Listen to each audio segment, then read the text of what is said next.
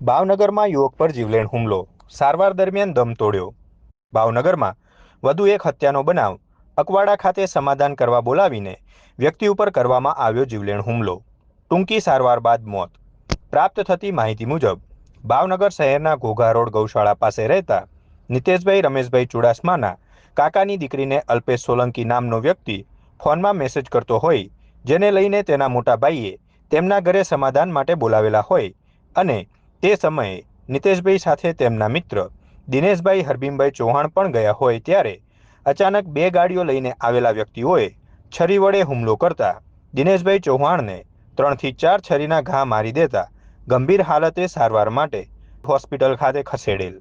જ્યાં ટૂંકી સારવાર બાદ તેમનું મોત નિપજતા પોલીસે હત્યાનો ગુનો નોંધી આરોપીઓને ઝડપી પાડવા ચક્રો ગતિમાન કર્યા છે.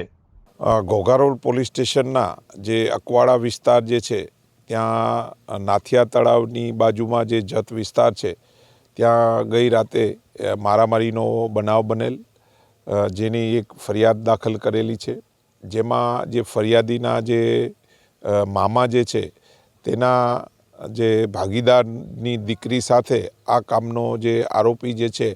અલ્પેશ સોલંકી એ ફોનથી તથા વોટ્સઅપથી જે વાત કરતો હોય, આ કામના જે સાહેદોને તથા તેના ફેમિલી મેમ્બર્સને આ વાત ગમતી નહીં હોય, જેથી ગઈકાલે રાતે તેઓ 5 જણા ફરિયાદી અને તેના મામા અને બીજા 3 સાહેદો અહીંયા ઠપકો આપવા માટે આવેલા, જેથી આ કામના આરોપીઓ જે છે તેની સાથે બોલાચાલી થઈ અને ઉશ્કેરાઈ ગયા અને જે છરી વડે આ કામના જે ફરિયાદી જે છે તેના મામાના શરીર પર આડેધડ છરીના ઘા માર્યા.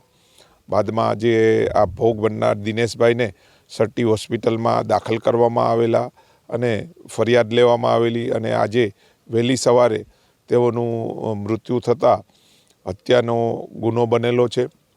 આ કામે ગઈ રાતે